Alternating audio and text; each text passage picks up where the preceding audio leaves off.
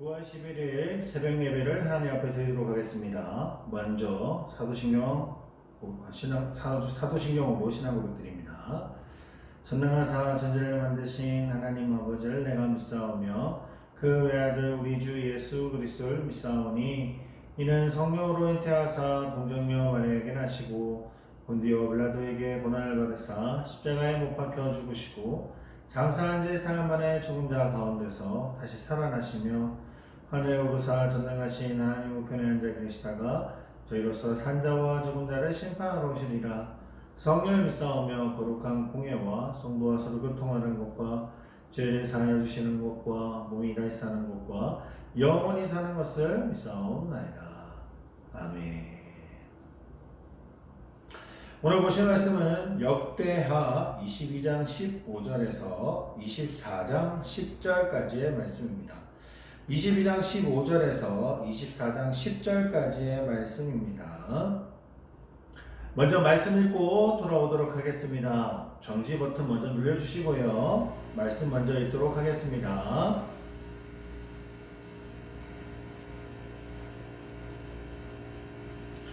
말씀 다 읽고 오셨나요? 오늘은 이거 말씀은 24장 17절에서 19절 말씀입니다. 저같이 보실 말씀 24장 17절에서 19절 말씀 제가 봉독해 드리도록 하겠습니다.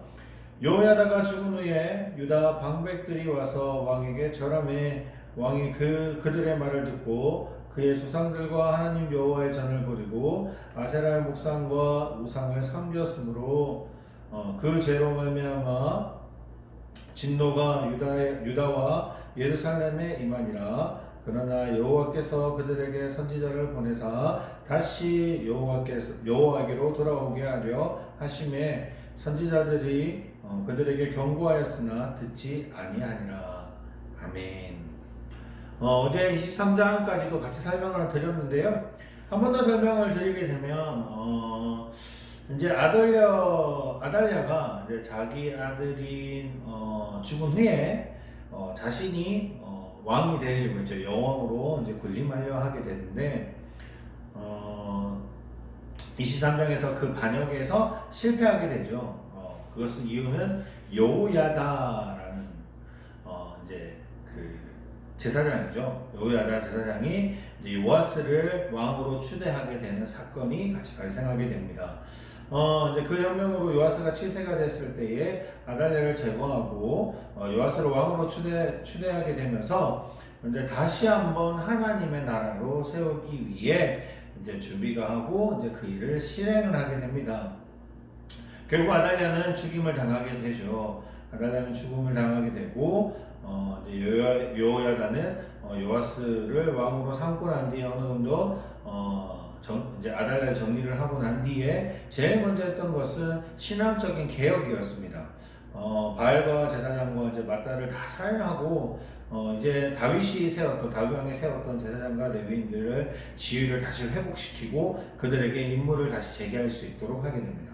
그것이 23장에 나오고요. 24장에는 이제 유다 왕 요아스와 이제 요아스의 그 성전을 이제 수리하게 되는 내용이 담겨져 있습니다. 이제 요아스가 이제 어느 정도 개혁을 하고 완성이 되었을 때에 그가 제일 먼저 했던 일은 이제 성전을 이제 다시 한번 이제 가꾸기 시작한 거죠. 오랫동안 방치되었었기 때문에 너무나도 보잘것없는 부분들이 많았을 겁니다.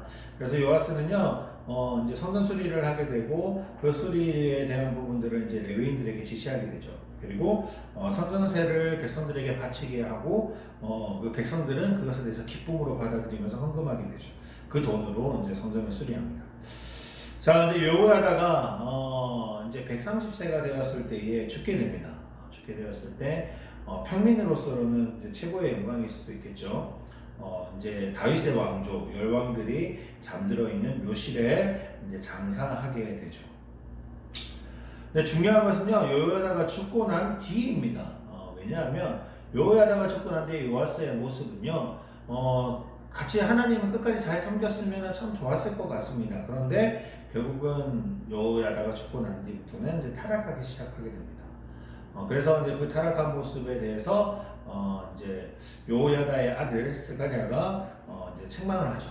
책망을 하게 되는데 오히려 그 스가랴는 여호와의 전뜰에서 이제 돌을 맞아서 죽게 되는 사건이 발생합니다. 제가 몇 번이라도 말씀드렸고 또 이야기를 했던 것이 무엇이었냐면요. 하나님은 그의 하나님의 길에서 벗어나게 되면 하나님이 다시 돌아오게 만드신다고 했죠. 그것이 고난을 통해서든 어떤 일을 통해서든 다시 하나님 앞에 돌아오도록 만들려고 합니다. 그 이제 사건이 또 발생하게 됩니다.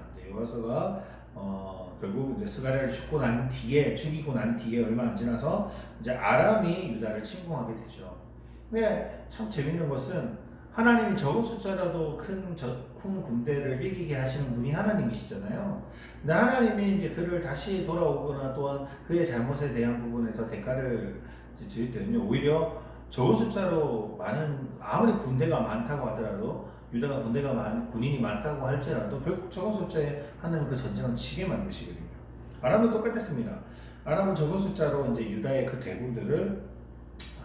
대군과의 전쟁에서 승리하게 되죠. 이제 그 가운데 요아스가 큰 부상을 당합니다. 아람 군대가 이제 그 부상당한 요아스를요 죽이질 않고 그냥 놔둬버립니다. 놔두고 그냥 다시 돌아가는데 참 재밌는 건 하나님을 버린 인생은요 정말 너무나 처참하다라는 것을 또 느끼게 됩니다. 요아스는요 결국 그의 신복들에게 살해당하게 됩니다. 그 내용이 24장에 들어와 있죠. 오늘 그 중에서 오늘 읽었던 이 본문은요, 여호야다가 죽고 난 뒤에 정말 우리 인생이 정말 너무나도 보잘것없구나 하는 상황들이 17절에서 19절에 나옵니다. 여호야다가 죽고 난 뒤에 결국 그 요아스는 하나님을 버리게 되죠.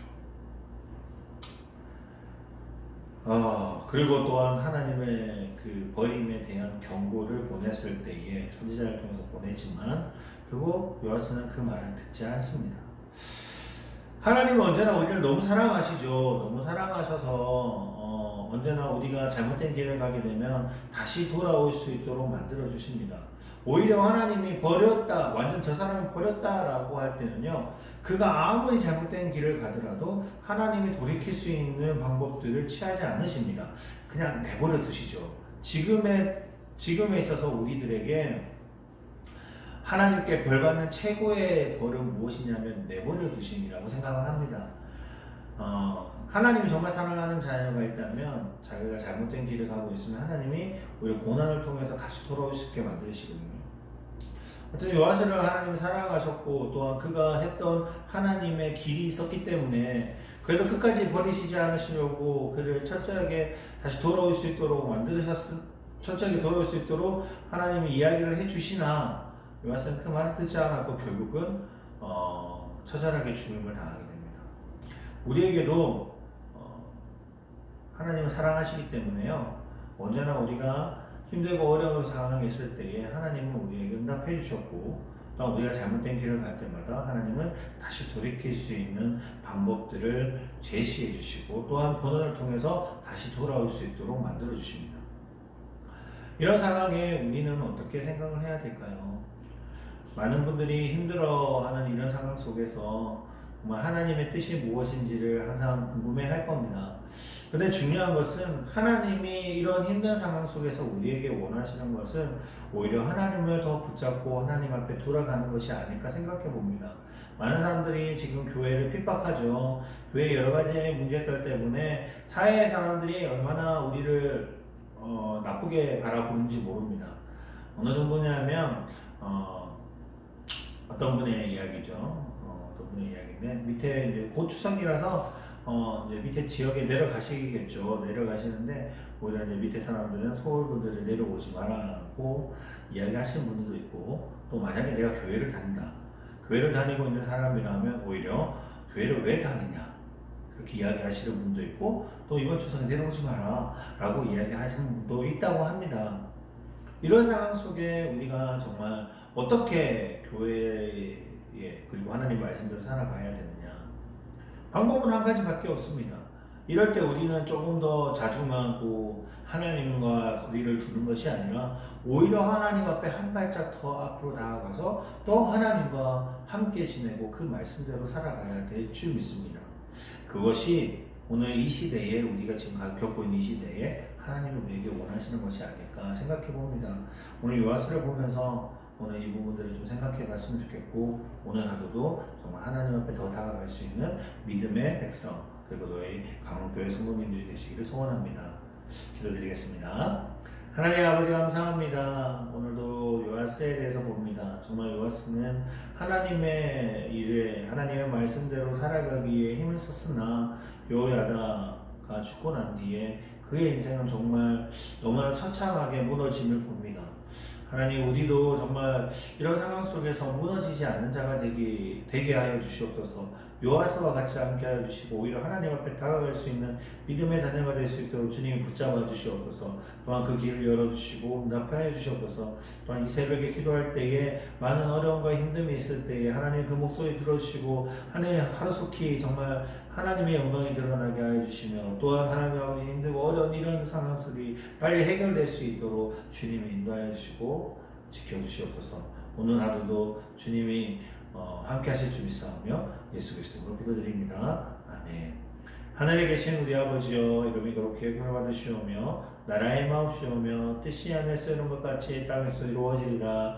오늘날 우리에게 일용할 양식을 주옵시고 우리가 우리에게 죄 지은 자를 사하여 준 것 같이 우리의 죄를 사하여 주옵시고 우리를 시험에 들게 하지 마옵시며 다만 악에서 구하옵소서. 대개 나라와 거짓사와 영광이 아버지께 영원히 있사옵나이다. 아멘.